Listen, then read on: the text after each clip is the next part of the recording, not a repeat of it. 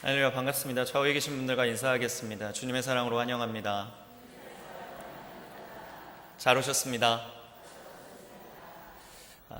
어제 이제 목사님께서 오늘 설교에 대해서 이야기를 해주셨는데 어떤 걸 해야 될까 생각을 하다가 제가 이제 외국 목사님들 설교를 가끔 듣는데 그러다가 좀 은혜를 받은 설교가 있어서 나름 번역을 한다고 하면서 좀 대지들 차용을 하려고 했는데 확신이 안 서더라고요. 내가 이걸 제대로 번역을 했는지. 그래서 하나님이 주시는 마음 그대로 해보자라고 생각을 했습니다. 오늘 함께 은혜 받으실 하나님의 말씀 잠언 3장 5절부터 6절까지의 말씀입니다.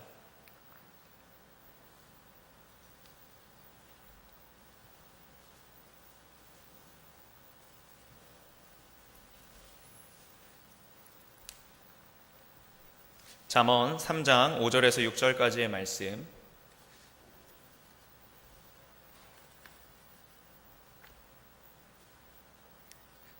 찾으셨는 줄 알고 저와 여러분이 합독하겠습니다. 너는 마음을 다하여 여호와를 신뢰하고 내 명철을 의지하지 말라. 너는 범사에 그를 인정하라. 그리하면 내 길을 지도하시리라. 아멘. 여러분 잘 아시는 것처럼 저는 안디옥 교회에서 청년들과 청소년들을 담당하고 있습니다. 오늘 저는 여러분들과 함께 잠언 3장 5절부터 6절까지의 말씀을 통해서 하나님이 지도하시리라, 이와 같은 제목으로 하나님의 말씀을 나누고자 합니다.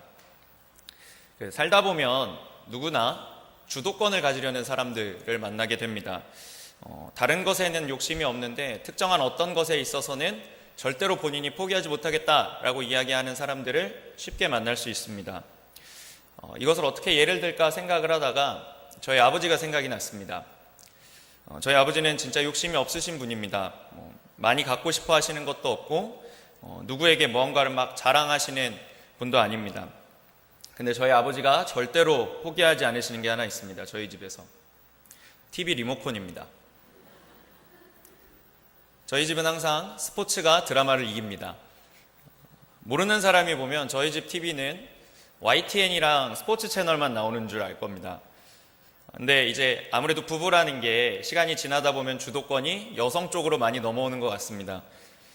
언제부턴가 어머니께서 드라마를 보자라는 목소리를 조금씩 키우시기 시작하시더니 아버지께서도 서서히 묵묵히 듣고 계셨습니다. 그러다 아버지께서 큰 결단을 내리시고 알았다라고 하시면서 드라마를 트셨습니다. 그리고 다음날 TV를 한 대 더 사오셨습니다. 수요일부 예배 때는 아무래도 좀 이제 여성분들이 많으시니까, 물론 우리 남성분들도 계시지만 혹시 되게 그런 남편 없으신지 모르겠습니다. 운전하실 때 조수석에 앉아서 좌회전, 우회전, 에헤이 이러시는 분. 그리고 나서 본인이 가끔 틀릴 때에는 곧 죽어도 본인이 가자고 하는 길이 맞다고 하시는 분들. 새로운 길이 여기 생겼어라고 아무리 알려줘도 요지부동입니다. 내비게이션 같은 걸 어떻게 믿냐고 합니다. 그럴 거면 왜 달았는지 잘 모르겠습니다. 길이 막혀서 오래 걸리면 내비게이션대로 갔다가는 더 막혔을걸? 이라고 이야기합니다. 거의 57분 교통정보 수준입니다. 왜 그런 마음이 있을까에 대해서 생각해 봤는데, 아내에게 운전대를 맡겼다라고 하지만 사실은 맡긴 척 한 겁니다. 이 모습에서 하나님께 고집 부리고 있는 저의 모습을 발견했습니다. 말하기는 쉽습니다. 나는 하나님께 다 맡긴다고. 근데 실제로 하나님께 온전히 맡기는 것은 어려운 일입니다. 우리는 하나님께 맡겼다라고 이야기는 하지만 사실은 뒤에서 하나님 이렇게 해요, 하나님 저렇게 해요, 끊임없이 간섭하고 참견하려고 합니다. 제 말이 맞나 틀리나 한번 잘 생각해 주십시오. 물건을 싸게 사는 게 좋습니다. 그러나 가끔 정가 주고 산다고 해서 지구가 망하는 건 아닙니다. 500원 더 싸게 파는 게 뭐 그렇게 중요하다고 꼭 그러시는 분들 있잖아요. 막 나는 물건 사서 너무 기쁜데 옆에 와서 이야기합니다. 어머, 저 앞에서 500원 싸게 파는데. 그럼 뭐 어떻게 하라는 건지 잘 모르겠습니다. 지금 그럼 그 가게에 가갖고 저기서 500원 더 싸게 파니까 바꿔주세요 라고 할 수도 없고, 우리의 삶이 이렇지 않은가 생각해 보는 겁니다. 물론 이제 수요일에 이렇게 주중예배 나오실 정도의 분들이라면 인생 대부분의 문제를 온전히 하나님께 잘 맡기고 계시리라고 믿습니다. 그러나 안타깝게도 누구에게나 여전히 내가 붙잡고 있는 문제가 있기 마련입니다. 그럼에도 우리는 하나님 앞에 모두 드리는 척하는 삶을 살고 있지 않은가 점검해 볼 필요가 있습니다. 그렇다면 우리는 실제로는 이렇게 살고 있는 겁니다. 하나님, 제 삶의 일부는 하나님께 드리겠습니다. 제 물질, 제 시간의 일정 부분만큼은 하나님께 내어드릴 수 있습니다. 우리가 이것을 온전히 하나님을 신뢰하고 있다고 말할 수 있을까요? 좀 더 심하게는 이런 고백도 있습니다. 하나님, 제가 주일에 1시간, 수요일에 1시간, 금요일에 2시간을 하나님께 드리겠으니 나머지는 좀 내 맘대로 써보겠습니다. 또는 하나님, 제가 11조 꼬박꼬박 내겠습니다. 10분의 9는 제 맘대로 쓰겠습니다.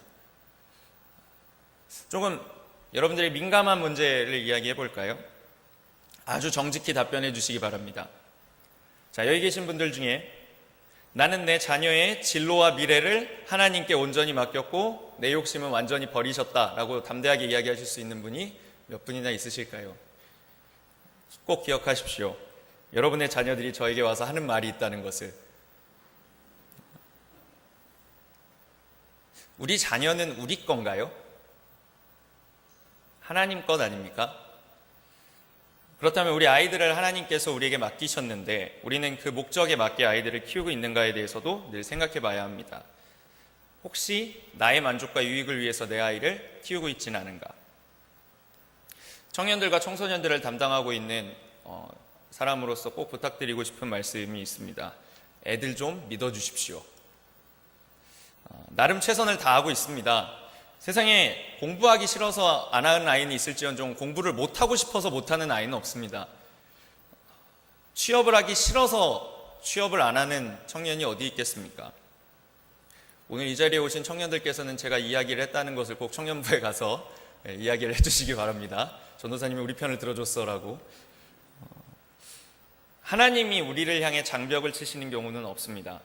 하나님이 우리와 소통하고 싶지 않다라고 이야기하시는 경우는 없습니다. 우리가 어떤 부분에 있어서 하나님께서 더 이상 접근해 주시지 않았으면 하는 겁니다.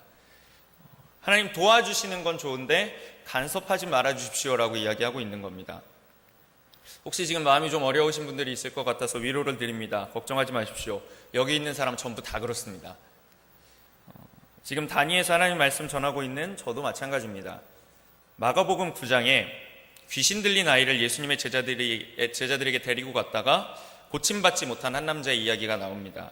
예수님께서 직접 나서실 것 같자 이 남자는 예수님께 이렇게 이야기합니다. 마가복음 9장 22절에 귀신이 그를 죽이려고 불과 물에 자주 던졌나이다. 그러나 무엇을 하실 수 있거든 우리를 불쌍히 여기사 도와주옵소서. 아픈 건 자녀입니다. 그러나 이 남자도 아직 문제가 있습니다. 예수님을 온전히 신뢰하지 못하고 있는 겁니다. 예수님 하실 수 있으시면 이라고 말하는 것이 이 남자의 믿음 상태를 드러냅니다. 앞에 제자들의 실패도 물론 영향을 끼쳤을 겁니다. 그래서 그는 아직 예수님을 온전히 믿고 있지 못한 상태에 있는 것 같습니다.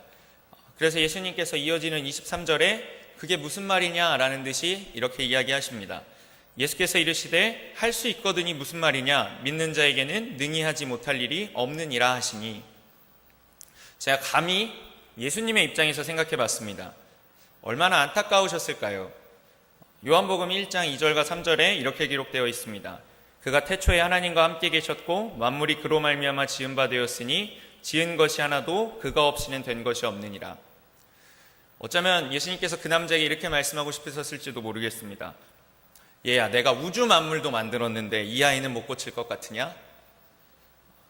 그러나 예수님은 다행히도 제가 아니기 때문에 아주 멋있게 표현해 주셨습니다. 할 수 있거든이 무슨 말이냐? 믿는 자에게는 능히 하지 못할 일이 없느니라.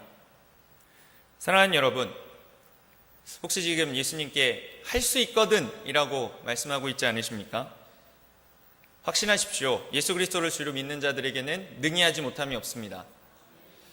앞으로 사단이 여러분을 낙심시키려 할 때에 너 실패했지? 넌 안 돼. 너는 안 되는 인생이야 라고 이야기할 때 담대히 맞받아치십시오.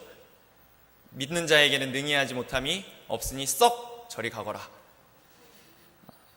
다행히도 이 본문에 나오는 남자는 깨달음이 빠른 남자인 것 같습니다. 그가 예수님의 이 말씀을 듣자 소리를 지르며 이야기합니다. 이어지는 24절입니다. 곧 그 아이의 아버지가 소리를 질러 이르되 내가 믿나이다. 나의 믿음 없는 것을 도와주소서 하더라. 깨달았습니다.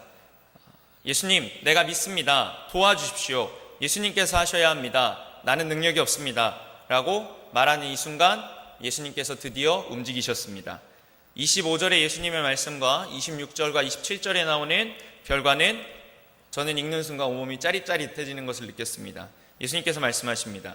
예수께서 무리와 달려와 모이는 것을 보시고 그 더러운 귀신을 꾸짖어 이르시되 말 못하고 못 듣는 귀신아, 내가 내게 명하노니 그 아이에게서 나오고 다시 들어가지 말라. 귀신이 소리를 지르며 아이로 심히 경련을 일으키게 하고 나가니 그 아이가 죽은 것 같이 되어 많은 사람이 말하기를 죽었다 하나 예수께서 그 손을 잡아 일으키시니 이에 일어서니라. 우리 예수님께서 남자의 믿음의 고백을 듣고 아이를 귀신으로부터 놓여 자유하게 해주셨습니다. 우리도 오늘 이 문제를 하나님께 정직하게 고백하고 털어내 버립시다. 내가 도저히 하나님께 온전히 맡기고 있지 못한 그 문제를 오늘 맡기기로 결단하십시오. 꼭 기억하셔야 될 것이 있습니다. 이 남자가 하나님께 온전히 맡기지 못했던 문제에 대해서 해결을 받았을 때에 진짜 병의 치유를 받은 건 그 자녀였다는 사실을 말입니다. 하나님 앞에서 정직하게 선다는 것은 여간 어려운 일이 아닙니다. 우리에게는 중독의 문제가 있을 수도 있습니다. 술도 그렇고 담배도 있을 수 있고 음란물이나 게임 같은 것의 중독에서 우리는 주도권을 하나님께 내어드리지 못하고 있을 수도 있습니다. 하나님께 죄를 짓게 하는 모든 것이 우리에게는 중독입니다. 부정적인 마음으로만 하루 종일 살아가시는 분들도 있습니다. 중독입니다. 남의 뒷이야기하는 것을 좋아하는 사람들도 있습니다. 이것도 중독입니다. 빨리 벗어나십시오. 이 부정적인 말과 다른 이들을 뒤에서 비난하는 것은 전염성이 강합니다. 이제 누군가 여러분에게 부정적인 이야기를 하려고 할 때 단호하게 이야기하십시오. 그만 말씀하셔도 될 것 같습니다. 답이 없다라고 투덜투덜 될 때에 단호하게 이야기하십시오. 답은 하나님이 가지고 계십니다. 누구에 대해서 뒷이야기를 하려고 할 때도 선포하십시오. 당신이 겪은 일을 나에게까지 이야기할 필요는 없을 것 같습니다. 그리고 혹시라도 이 중에 이러한 것을 주도하고 계시는 분이 있다면 회개하시길 바랍니다. 나는 하나님이 지으신 톡인데 다른 토기를 하나님께 깨버리라고 이야기할 권리가 없습니다. 정 마음에 안 들면 용기를 내서 본인에게 가서 말씀하십시오. 본인 앞에서는 막 웃으면서 뒤에서 이야기할 필요가 있습니까? 그리고 또 하나의 중독이 있습니다. 안타깝게도 제가 감히 말씀드리는 내용이니 용서하시고 들어주시기 바랍니다. 안디옥 교회 안에서 제가 6개월 사역하면서 찾아낸 중독입니다.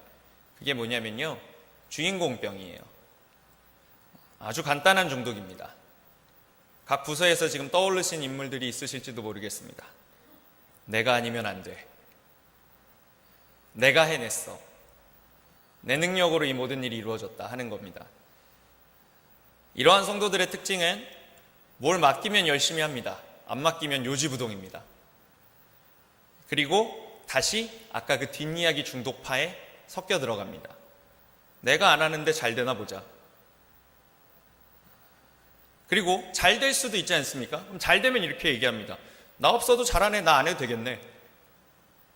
그리고 흥흥거리는 겁니다. 콧방귀를 뀌면서. 안타깝게도 이런 분들이 가진 가장 안 좋은 특징이 뭐냐면요, 자기가 맡아서 잘 안 되는 경우도 있지 않습니까? 자기가 맡아서 잘 안 되면 자기가 책임을 지진 않습니다. 남 탓합니다. 이제 이 모든 중독의 감옥에서 제발 벗어나십시오. 중독의 감옥에 갇혀 허우적거릴 때가 아닙니다. 이 악한 시대에 그런 식으로 살아가다가는 예수님과 도저히 친밀해질 수가 없습니다. 요한복음 8장 32절에 이 중독의 감옥에 갇힌 우리에게 예수님께서 말씀하십니다. 진리를 알지니 진리가 너희를 자유롭게 하리라. 참된 진리이신 예수님을 알고 예수께서 우리를 자유케 하신다는 사실을 믿고 이제 다시는 그러한 자기중심적인 마음에서 벗어나서 온전히 하나님을 신뢰하는 저와 여러분이 되시기를 간절히 소원합니다. 사실 저는 대체로 하나님을 신뢰합니다. 저희 IMF 때 저희 아버지가 이제 실직을 하셨는데 그러려니 했습니다. 이유는 간단했습니다. 어쨌든 저는 밥을 3끼 다 먹었기 때문입니다. 하루에 3번 밥을 먹을 수 있는 상황 정도인 거 보니까 이건 작은 일이구나 했습니다. 제가 중학교 3학년 때 자랑 하나만 하자면 중학교 3학년 때 이제 시험을 4번 보지 않습니까? 1학기, 2학기, 중간고사, 기말고사 4번. 제가 그중에 3번을 100점 맞았습니다. 그리고 고등학교 1학년 때 수학이 너무 재미없어져서 40점을 맞았습니다. 수음이 양가 중에 가를 맞았습니다.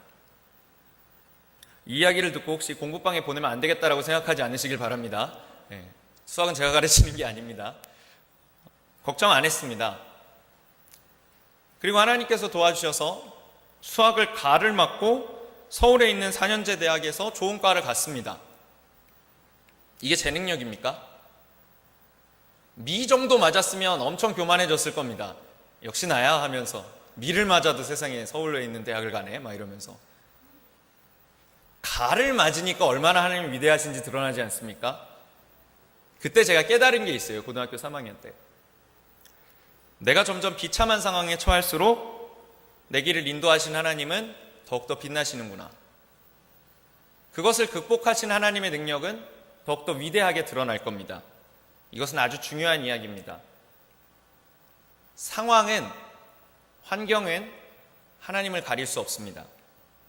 하나님이 상황과 환경을 덮으시는 겁니다. 제가 이제 최근에 근데 하나님을 온전히 신뢰하지 못하는 부분이 하나 있었습니다. 결혼 아닙니다. 오해 없으시기 바랍니다. 지난 주일 저녁에 또 목사님께서 동재 씨 결혼하라고 하셔서 그리고 분명히 말씀드립니다. 만나는 사람 없습니다. 그 뒤로 엄청난 문의가 들어와서 제가 단위에서 이야기합니다.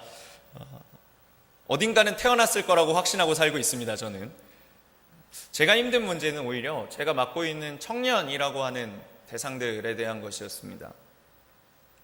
여러분 이제 커피숍에 가시면 커피를 주문을 하지 않습니까? 누구도 둘 중에 하나를 선택하지 그 중간 것을 택하지 않습니다. 커피숍에 가서 이제 직원이 물어보지 않습니까? 아메리카노 한 잔 주십시오라고 하면 물어봅니다. 따뜻한 걸로 드릴까요? 차가운 걸로 드릴까요? 거기서 그 누구도 미지근한 걸로 주십시오라고 이야기하지 않습니다. 근데 지금 우리 청년들, 여러분의 자녀들의 신앙 상태가 이 맹탕 맛이 나는 커피의 온도 같습니다. 차갑지도 않고 뜨겁지도 않고 밍밍한 온도의 신앙생활을 하고 있습니다. 그냥저냥 하루하루 보내면서 버텨나가는 신앙생활을 하고 있다라는 말씀입니다. 제가 처음에 와서 제일 먼저 했던 일이 이거였어요. 청년 예배를 주일에서 토요일로 옮겼습니다. 주일에 이제 교회학교 봉사를 하는 친구들이나 아니면 성가대에 쓰는 친구들이 주일 1시에 올 때 굉장히 좀 지쳐서 오더라고요. 이미 봉사를 많이 하고 예배를 드리고 와서. 그래서 토요일로 옮겼습니다. 그때 제가 제일 먼저 들었던 이야기가 한 청년에게 이런 말을 들었습니다. 저희도 해봤는데 안 됐습니다. 그거 안 됩니다. 제가 수련회 때 이런 거 한번 해보자고 이야기했습니다. 그게 되겠어요? 뭐만 하면 해봤는데 안 됩니다. 안 됩니다. 그건 안 됩니다. 반응 없을 겁니다. 사역을 시작하면서 저도 이제 나름대로 생각해온 것들이 있는데 뭐만 하면 안 된다고 하니까 머리에 쥐가 나는 것 같았습니다. 아주 최근까지도 이 문제로 머리가 아주 지끈거리고 아팠습니다. 와, 이걸 어떻게 하지? 라고 생각하고 있었습니다. 그때 하나님이 제게 주신 마음이 있었습니다. 얘야, 내가 너 때문에 머리가 아프다. 그러고 보니까 제가 아까 여러분께 말씀드렸던 그 자녀를 하나님께 온전히 맡기지 못하는 부모랑 제 문제가 똑같은 겁니다. 내 계획대로 안 따라와주는 청년들이 서운하고 섭섭한 겁니다. 내가 좋은 걸 주는데 왜 니네가 안 먹으려고 하느냐라고 마음속으로 따지고 있는 겁니다. 그때 오늘 본문의 말씀이 번쩍하면서 떠올랐습니다. 오늘 본문 말씀 다시 한번 제가 읽어드리겠습니다. 잠언 3장 5절부터 6절까지 말씀입니다. 너는 마음을 다하여 여호와를 신뢰하고 내 명철을 의지하지 말라. 너는 범사에 그를 인정하라. 그리하면 내 길을 지도하시리라. 참된 질서로 올바르게 인도하실 수 있는 분은 하나님밖에 없습니다. 우리가 이거저거 해보려고 할 때 안 되는 것이 넘쳐나는 것이 정상입니다. 우리의 힘으로 해서 이루어진 것이 뭐가 있습니까? 우리 맨날 찬양하잖아요. 지금까지 지내온 것 주의 크신 은혜라. 그리고 속으로는 이렇게 얘기하고 있는 건 아닙니까? 사실 제 능력과 노력도 좀 있지 않습니까? 아닙니다. 온전히 하나님의 은혜입니다. 여기 늘푸른 교실 오신 분들이 살아계신 증인들이십니다. 지금까지 지내온 것 주의 크신 은혜라. 혼란스러운 우리의 삶에, 혼란스러운 우리의 대인관계에 참된 질서가 되실 수 있는 분은 오직 예수 그리스도를 온전히 믿는 길뿐입니다. 그것이 가정에서든 직장에서든 교회에서든 아니면 저같이 사역에서든 어떠한 영역에서든 마찬가지입니다. 오직 하나님만이 이 모든 길을 바르게 인도해 주십니다. 하나님의 계획을 신뢰하기 위해서는 우리가 하나님을 올바로 알기 위해 노력해야 합니다. 하나님을 안다라고 하기 위해서는 지식적으로 아는 것에 그쳐서는 안 됩니다. 하나님과의 친밀한 교제가 있어야 하고 그를 위해서 우리는 하나님의 뜻을 구하며 기도해야만 합니다. 이 과정 가운데에 반드시 주의하셔야 하는 것이 있습니다. 하나님께 조건을 걸면서 구하시면 안 된다는 겁니다. 여기까지 잘 훈련하시고 마지막에 이렇게 기도하는 겁니다. 하나님, 그래도 우리 아이 대학 붙여주시면 제가 좀 더 주님을 따르겠습니다. 하나님, 취업시켜주시면, 결혼시켜주시면, 이거 해주시면, 저거 해주시면, 그러면 제가 주님을 조금 더 잘 따를 수 있을 것 같습니다. 이렇게 이야기해버리면 결국 다시 제자리로 돌아오는 겁니다. 히브리서 11장 6절 말씀을 꼭 기억하십시오. 믿음이 없이는 하나님을 기쁘시게 하지 못하나니 하나님께 나아가는 자는 반드시 그가 계신 것과 또한 그가 자기를 찾는 자들에게 상 주시는 이심을 믿어야 할지니라. 어떤 선교사님이 계셨습니다. 이 선교사님이 하루는 아프리카 케냐의 오지에 들어갔습니다. 우리가 잘 아는 마사이족이라고 하는 사람들에게 들어갔습니다. 근데 추장이 자기를 딱 보더니 침을 퇴 뱉더랍니다. 얼굴에. 근데 이 선교사님이 원래 무술을 하신 분이라 나도 성질이 있는데 하면서 목숨 걸고 같이 얼굴에 침을 퇴 뱉었답니다. 그때 그 사람들이 막 난리가 난 겁니다. 그래서 선교사님이 생각하셨답니다. 이러다 죽나? 근데 갑자기 자기를 가운데 자리로 모으더니 막 환영해 주더랍니다. 왜 그랬을까요? 아프리카는 수분이 없습니다. 그래서 이들이 인사하는 것 중에 가장 최상급의 인사 중에 하나가 자기가 갖고 있는 수분인 침을 다른 사람에게 뱉는 겁니다. 자기도 모르는 사이에 추장에게 최고의 인사를 한 겁니다. 여러분, 만약에 사람의 생각대로 했다고 생각해 보십시오. 만약에 하나님께서 도와주시지 않았다고, 이 상황을 도와주시지 않았다고 생각해 보십시오. 침 뱉는 걸로도 도와주시는 하나님입니다. 사소한 일, 작은 일 하나 온전히 하나님께 맡기지 못하면요, 큰 일은 하나님께 더욱더 맡길 수가 없습니다. 또 반대로 그런 분들도 있어요. 큰 일은 잘 맡기는데 작은 일은 못 맡기는 겁니다. 작은 일이든 큰 일이든 내 일이 아닙니다. 하나님 일입니다. 이제 조만간 올림픽이 시작됩니다. 이번에 브라질에서 여름에 올림픽이 있는데, 그럼 많이 이렇게 생각해 보십시오. 어쩌다가 하나님이 이상한 방향으로 많이 도와주셔서 제가 국가대표 축구선수가 됐습니다. 결승전이 됐습니다. 마지막 이제 승부차기에 돌입했습니다. 제가 5번째 슛을 해야 되는 사람입니다. 제가 넣으면 이기고 제가 못 넣으면 집니다. 그때 제가 고집 부려서 굳이 제가 차겠다고 할 필요가 있습니까? 뒤에 저렇게 축구를 잘하는 선수들이 있는데 그 선수들이 차라고 하면 됩니다. 여러분 인생을 제일 잘 인도하실 수 있는 분은 누굽니까? 하나님께 온전히 맡기십시오. 다시 말씀드립니다. 믿음이 없이는 하나님을 기쁘시게 할 수 없습니다. 사랑하는 안디옥교회 성도 여러분, 말씀을 좀 맺으려고 합니다. 우리의 믿음이 하나님을 기쁘시게 할 만한 믿음이 되기를 간절히 소원합니다. 제가 청년들한테 지난주에 이야기했던 예화 하나 말씀드리고 결론을 내려고 하는데요. 어떤 목사님이 계셨어요. 근데 이 목사님이 어린 딸이 있었습니다. 아주 어린 딸이 있었는데 이 어린 딸이 오똑에 걸린 겁니다. 근데 이제 이 목사님께서 벌써 3번째 애라서 첫 번째 아이 때는 다 자녀 여러 있으신 분들은 아실 텐데 첫 번째 아이 때는 병원 데려가고 막 난리가 났습니다. 이제 죽는 거 아니냐고. 근데 2번째 애도 그걸 겪고 3번째도 겪고 나니까 그냥 이거 안 됐다 이러면서 보기 시작했다라고 말씀을 하시더라고요. 근데 이 딸이 이 6살짜리 꼬맹이가 이렇게 얘기하더랍니다. 아빠, 오늘부터 기도하겠어요. 하나님께서 나를 낫게 해주실 거예요. 목사님께서 이렇게 얘기하셨답니다. 물론 너의 기도하는 것은 참 좋은 일이지만 하나님께서 꼭 그 즉시 들어주는 건 아니란다. 하지만 기도하는 건 정말 좋은 일이야. 그러자 이 아이가 이렇게 말했답니다. 아빠가 단위에서 얘기했잖아요. 하나님은 기도를 들어주시고 도와주시는 분이라고. 그러자 이 목사님이 다시 얘기했습니다. 물론 그 말은 맞지만 꼭 그 즉시 들어주시는 건 아니란 걸 꼭 알아줬으면 좋겠다. 아이가 아니에요. 아빠가 말했어요. 하나님은 간절히 구하는 자를 도와주신다고. 그날 밤이었습니다. 새벽이 돼서 아이가 갑자기 문을 꽝꽝꽝꽝 두드리더랍니다. 아픈 아이가 문을 꽝꽝 두드리니까 아빠가 당황해서 황급히 뛰어나갔습니다. 그리고 문을 열자 그 앞에 속옷만 입은 그 6살짜리 딸 아이가 서 있더랍니다. 그리고 아빠와 눈이 마주치자 아이가 이렇게 이야기했습니다. 짠! 목사님 회개하셨답니다. 내가 내 아이보다도 믿음이 없구나. 하나님의 계획을 신뢰하십시오. 그를 통하여 하나님을 흡족하게 해드리십시오. 어떤 문제로 인해서든 하나님을 신뢰하기 어려운 상황에 있으시다면 오늘 나눈 말씀 한 구절 한 구절을 마음에 새기십시오. 바로 오늘 이 시간부터 여러분의 삶에 그것을 적용시켜서 모든 삶의 어려운 순간마다 하나님께 그 문제를 내어드리고 온전히 의지하고 신뢰하는 저와 여러분 되시기를 간절히 소원합니다. 기도하겠습니다.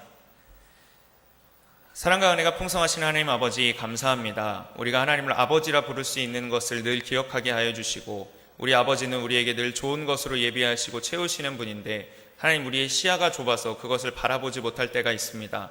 우리 마음에 조급증이 생겨서 하나님 지금 내가 원하는 대로 채워주셔야 합니다라고 고집 부릴 때도 있습니다. 그러나 하나님 이제 우리는 잠잠히 기다리는 법도 배우게 하여 주시고 하나님께서 채우실 것도 소망하게 하여 주시옵소서. 우리의 삶을 하나님이 지도하시게 하여 주시옵소서.